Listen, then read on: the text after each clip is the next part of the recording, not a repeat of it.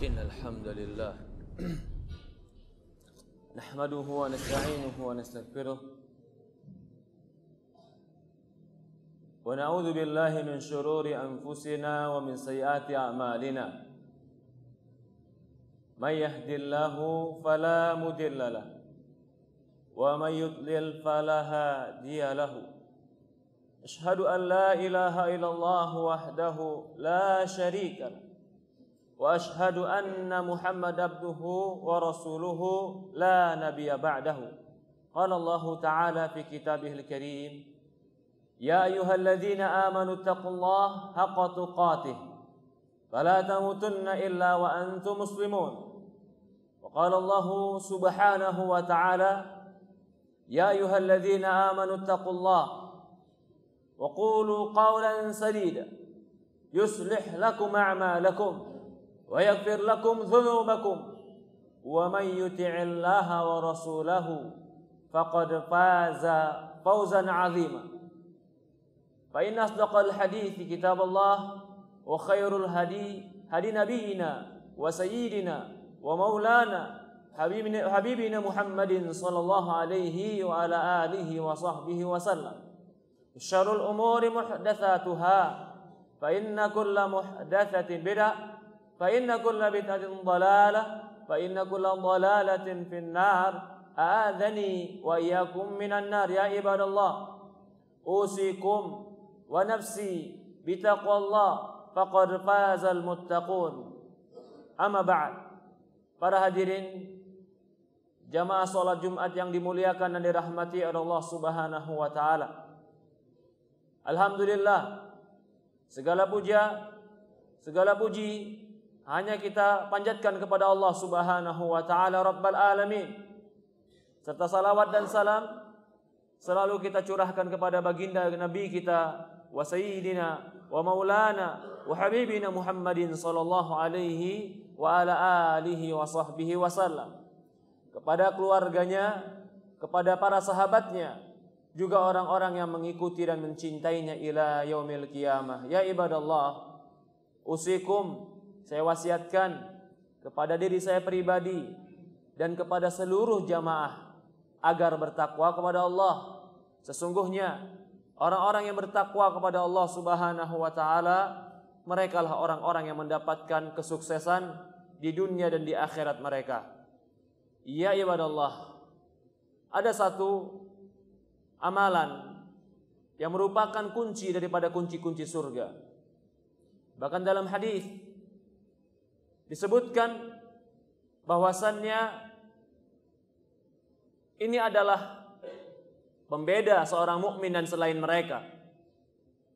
Dalam hadis disebutkan, man kana wa man ya'lam annahu la ilaha illallah wa mata 'ala dzalik dakhala al-jannah. Kama qala Rasulullah sallallahu alaihi wasallam, disebutkan bahwasannya barang siapa yang mengetahui tentang la ilaha illallah, mengetahui dan dia mengucapkannya, dan dia mati dalam mengucapkan kalimat tersebut, dakhalal jannah, dijamin surga untuk dia. Bahkan dalam sebuah riwayat, man kana akhir kalami la ilaha illallah dakhalal jannah, barang siapa yang akhir ucapannya ketika dia ingin meninggal adalah mengucapkan la ilaha illallah, maka dia akan dimasukkan surga oleh Allah Subhanahu wa taala. Di dalam surat Muhammad ayat 19 Allah berfirman, fa'lam annahu la ilaha illallah wastaghfir li dzambika. Kata Allah Subhanahu wa taala, ketahuilah, pelajarilah, pahamilah bahwasannya tidak ada yang berhak diibadahi, la ilaha illallah, kecuali hanya Allah, wastaghfir li dzambik, mohon ampunlah kepada Allah terhadap dosa-dosamu. Ada seseorang di yaumul qiyamah, dia akan mendatangkan atau didatangkan kepada dia 7 catatan kejelekan. Yang satu catatan kejelekan ini, sejauh mata memandang semuanya isinya catatan kejelekan dan dosa. Dibawalah 7 catatan ini kepada dia, dinampakkan kepada dia catatan-catatan amalnya ini, dan dia tidak mengingkari. bahwasannya betul itu dia lakukan. Lalu ditanya kepada orang ini yang memiliki 7 catatan kejelekan yang sejauh mata memandang tadi, ditanya kepada dia, apa amalan kebaikan yang pernah kau lakukan? Diam. Dia pun gak mengingatnya. Maka kata Allah, hal yaum, di hari ini tidak akan pernah ada orang yang terzalimi. Kau pernah melakukan kebaikan. Ternyata dikeluarkanlah catatan kebaikan dia. Catatan kebaikan dia tidak lebih hanya sebesar kartu KTP. Catatan kejelekan dia 7. Catatan kejelekan yang 1 catatannya sejauh mata memandang. Dibawa 1 catatan sebesar KTP ini. Diletakkan 7 catatan kejelekan tadi di sebuah timbangan. Yang sebesar KTP ini diletakkan di timbangan yang lain. Ternyata catatan kejelekannya semuanya terbang.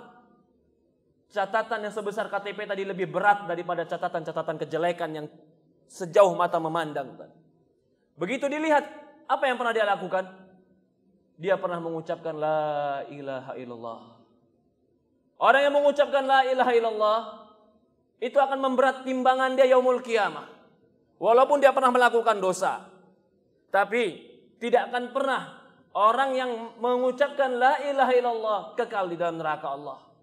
Bahkan bisa jadi disebabkan dia mengucapkan la ilaha illallah itu menyebabkan Allah ampuni semua dan Allah hapus semua dosa-dosanya.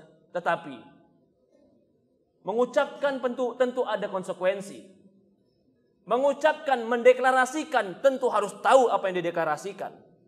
Kalau cuma mengucapkan la ilaha illallah tapi nggak tahu konsekuensinya, ternyata perbuatan dia bertentangan dengan ucapannya. Faktornya karena nggak tahu makna la ilaha illallah. Ternyata dia mengucapkan la ilaha illallah nggak tahu apa artinya. Sama seperti orang mengigau. Apakah orang-orang seperti ini mendapatkan keutamaan tadi? Jawabannya belum tentu. Karena orang yang mengucapkan maka dikatakan syahadat. Syahadat itu adalah mendeklarasikan, mengucapkan dan meyakini. Karena orang tidak akan bisa menjadi syahadat, menjadi saksi, kecuali dia mendeklarasikan, dia tahu, dia paham, dan dia mengerti tentang konsekuensinya. Itulah orang syahadat. La ilaha illallah, ini amalan yang terbaik, dan ini merupakan rahmat Allah untuk kita. Tetapi harus kita mengerti makna dan konsekuensinya. Di dalam Al-Quran, Allah mengatakan, "Dzalika bi anna Allah wal haqq wa ma yad'una min dunihi wal batil." Kata Allah Subhanahu wa taala, Allah sajalah yang berhak kau ibadahi. Apapun yang kau ibadahi selain Allah, maka itu adalah kebatilan. La ilaha. Ilah. La itu artinya tiada. Ilah itu artinya yang disembah. Illallah, tidak ada yang disembah yang berhak kecuali Allah. Ini makna la ilaha illallah. Karena konsekuensi daripada la ilaha illallah, kita tidak beribadah kecuali hanya kepada Allah. Tidak meminta kecuali hanya kepada Allah. Tidak menyembah kecuali hanya kepada Allah. Jika ada orang yang menafsirkan la ilaha illallah adalah tidak ada pencipta selain Allah. Kalimat ini benar, bahwasannya tidak ada pencipta selain Allah. Tetapi itu bukan kandungan la ilaha illallah. Mengapa? Perhatikan. Karena mengakui Allah pencipta itu tidak berarti mengakui hanya Allah yang diibadahi. Ketika dia mengakui Allah menciptakan, apakah dia sudah masuk ke dalam keislaman? Sementara dia tidak mau beribadah kepada Allah. Jawabannya tidak. Walaupun dia mengakui Allah menciptakan dan dia tahu ada pencipta, tapi tidak mau beribadah kepada Allah, dia belum masuk ke dalam Islam. Perhatikan dalam surat Safat atau dalam surat Sad, Allah bercerita tentang iblis. Ketika iblis berkata, "Ana khairu min." Kenapa aku harus sujud kepada Adam? Aku lebih baik daripada Adam. Khalaqtani min nar wa khalaqtahu min tin. Ya Allah, kenapa aku harus sujud kepada Adam? Aku ini lebih baik daripada Adam. Iblis, kesombongannya. Apa logika dia? Aku kau ciptakan dari api dan Adam kau ciptakan dari tanah. Di sini ada poin. Yang pertama, Dia berargumen bahwasannya aku lebih baik karena aku api, Adam itu tanah. Yang kedua, berarti iblis mengakui Allah yang menciptakan. Khalaqtani min nar. Ya Allah, kau ciptakan aku dari api. Apakah iblis mengingkari Allah menciptakan? Tidak. Apakah pengakuan iblis ketika dia mengatakan, ya Allah, kau ciptakan aku dari api, iblislah Islam? Tidak. Maka mengucapkan la ilaha illallah itu bukan berarti hanya mengakui Allah pencipta. Pengakuan Allah pencipta itu benar, itu tidak salah. Tapi cuma berhenti sampai di situ. Tidak mau sholat, tidak mau beribadah kepada Allah, tidak mau taat kepada Allah, tidak mencintai Rasul. Maka belum masuk ke dalam la ilaha illallah. La ilaha illallah itu konsekuensinya kita beribadah kepada Allah. Tidak ada yang kita sembah kecuali Allah. Tujuan hidup kita Allah. Allah yang kita agungkan. Itulah makna la ilaha illallah. Maka itu para ulama mengatakan, di antara makna dan konsekuensi kandungan la ilaha illallah, kau beribadah kepada Allah dan tidak ada yang kau ibadahi kecuali Dia. Dan kau harus mengingkari segala bentuk peribadatan selain Allah Subhanahu wa taala. Kalau dia beribadah kepada Allah, dia menyembah Allah, tapi dia mengatakan itu pun Tuhan-Tuhan itu sama, yang lain pun sama. Tapi aku menyembah Allah, dia menyembah yang lain. Ini pun dia tidak mengerti makna konsekuensi la ilaha illallah. Kenapa? Karena dia beribadah kepada Allah tanpa mengingkari sebahwasannya selain Allah itu tidak berhak diibadahi. Allah Subhanahu wa taala mengatakan di dalam Al-Qur'an ketika konsekuensi daripada la ilaha illallah, wa kafaru bima yu'baduna min dunillah. Di antara konsekuensi orang itu mengucapkan la ilaha illallah, dia harus mengingkari segala sesuatu yang diibadahi selain Allah Subhanahu wa taala. Wa may yakfur bit taghut wa yu'min billahi faqad istamsaka bil urwatil wuthqa. Surat Al-Baqarah ayat 256 Allah berfirman, wa may yakfur bit taghut, barang siapa yang mengingkari, mengkufuri taghut, artinya segala sesuatu yang diibadahi selain Allah. Wa yu'min billah. Poin keduanya, dia mengakui Allah yang menciptakan. Dia mengakui Allah yang diibadahi. Ada 2 poin di sini. Yaitu yakfur bitaghut, mengingkari semua peribadatan kepada selain Allah. Wa yu'min billah, menetapkan hanya ibadah kepada Allah. Jika 2 ini terpenuhi, faqad istamsaka bil urwatil wuthqa. Dia telah berpegang teguh dengan kalimat la ilaha illallah. Karena urwatul wuthqa, para ulama menafsirkan adalah kalimat la ilaha illallah. Ya ibadallah, para hadirin jamaah salat Jumat yang dimuliakan dan dirahmati Allah Subhanahu wa taala. Ini kalimat la ilaha illallah. Ini kalimat yang ringan, tapi inilah kunci daripada kebaikan orang mukmin. Tidak akan pernah berdiri rukun Islam kalau dia tidak mengucapkan la ilaha illallah. Tidak akan pernah berarti rukun iman kalau dia tidak mengucapkan la ilaha illallah. Dan tidak akan bisa dia mengucapkan kecuali dia melakukan segala sesuatu dari konsekuensi ucapannya. Ketika dia mengucapkan sesuatu, lalu ucapannya berbeda dengan perbuatannya, dan dia tetap mengikrarkan ucapannya padahal perbuatannya berbeda, maka bisa jadi di sisi Allah tidak akan berarti ucapannya. Ada orang mengatakan, saya tidak mencuri, saya tidak korupsi, ucapannya. Saya tidak berbuat jahat, ucapannya. Tapi ternyata terbukti dia pencuri dengan bukti-buktinya. Perbuatannya dia mencuri, perbuatannya dia korupsi, perbuatannya dia zalim, tapi terus di lisannya mengatakan aku tidak mencuri. Di dalam hukum dunia saja, ucapannya tidak akan berarti ketika perbuatannya bertentangan dengan ucapannya. Begitupun di akhirat. Begitu dia mengucapkan la ilaha illallah, tidak ada yang kusembah kecuali Allah. Tapi dia tidak pernah menyembah Allah. Kita khawatir perbuatannya bertentangan dengan ucapan. Atau dia mengucapkan la ilaha illallah, tapi ternyata ketika dia sulit, dia bukan minta kepada Allah. Dia jadikan benda-benda tempat memintanya, tempat berlindungnya. Dia ucapkan la ilaha illallah. Ucapannya bisa jadi bertentangan dengan perbuatannya. Maka di yaumul qiyamah ditimbang oleh Allah, perbuatan bisa menjadi hakim terhadap ucapannya. Ucapannya bisa tidak berarti ketika perbuatannya tidak menunjukkan konsekuensi dari ucapan. Ketika kita mengucapkan sesuatu, harus ada konsekuensinya. Ketika kita mengucapkan tidak ada yang kuibadahi kecuali Allah, konsekuensinya sholat, konsekuensinya zakat kalau punya harta, konsekuensinya puasa Ramadan, konsekuensinya haji bagi yang mampu. Lalu mengucapkan la ilaha illallah nggak pernah sholat, apakah ucapan ini menjadi kosong? Ucapannya tidak berarti. Kalau mengatakan la ilaha illallah berarti rukun iman dan rukun Islam, dia konsekuensikan dalam dirinya. Ya ibadallah, para hadirin jamaah, salat Jumat yang dimuliakan dan dirahmati Allah Subhanahu wa taala, maka itu keimanan bukan hanya sekedar ucapan. Keimanan itu adalah perbuatan. Ucapan itu harus dibuktikan dengan perbuatan. Ketika ucapan tidak terbukti dengan perbuatan, ucapan bisa menjadi kosong. Begitupun ketika kita mengucapkan la ilaha illallah, buktikan dengan penghambaan diri kita kepada Allah. Buktikan bahwasannya tidak ada tempat meminta kecuali Allah. Buktikan dengan solat kita, buktikan dengan amal-amal soleh kita.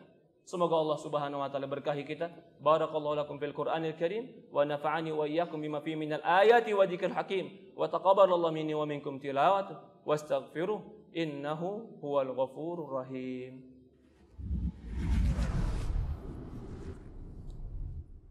Alhamdulillah. Wassalatu wassalamu ala asyrafil anbiya'i wal mursalin ala nabiyina Muhammadin sallallahu alaihi wa ala alihi wa sahbihi wasallam.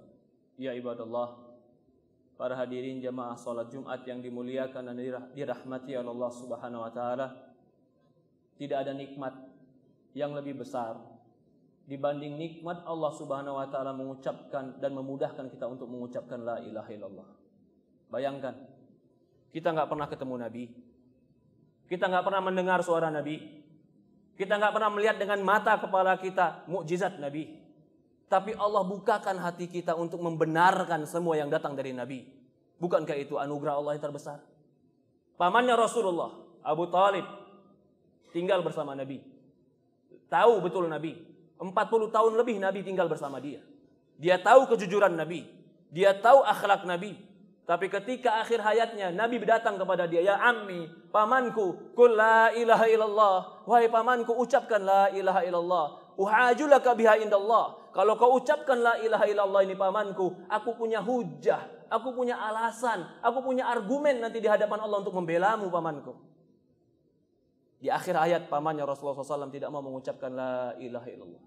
Dalam riwayat Bukhari dikatakan famata ala kufrin, dia mati di atas kekufuran, tidak mau mengucapkan la ilaha illallah. Dia pernah ketemu Nabi, dia lihat mukjizat Nabi, dia tahu akhlaknya Nabi, bahkan Nabi itu lebih dia cintai daripada anaknya sendiri.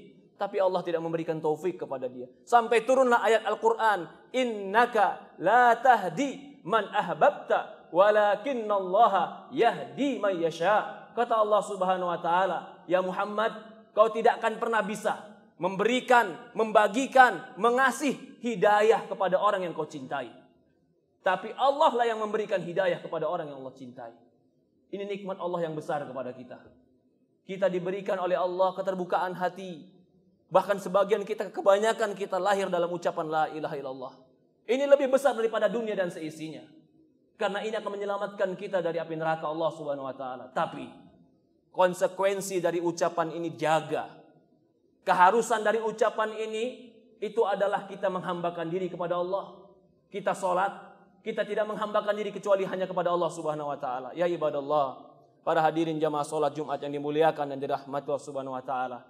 Tidak ada yang paling menyelamatkan kita ketika kita kembali kepada Allah kecuali kita membawa kalimat la ilaha illallah. Memahami maknanya, menjalankan konsekuensinya, tidak bertentangan perbuatan dengan ucapan kita.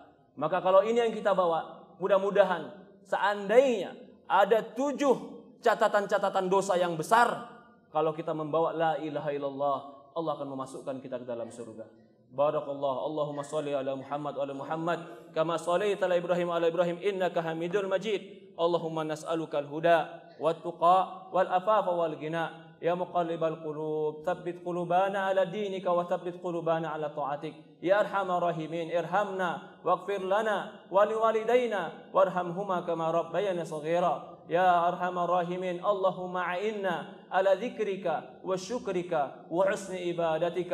اللهم نسألك الهدى والتقى والعفاف والغنى. اللهم نسألك علما نافعا ورزقا طيبا وعملا متقبلا. ربنا آتنا في الدنيا حسنة وفي الآخرة حسنة وقنا عذاب النار. والحمد لله رب العالمين. قم الصلاة.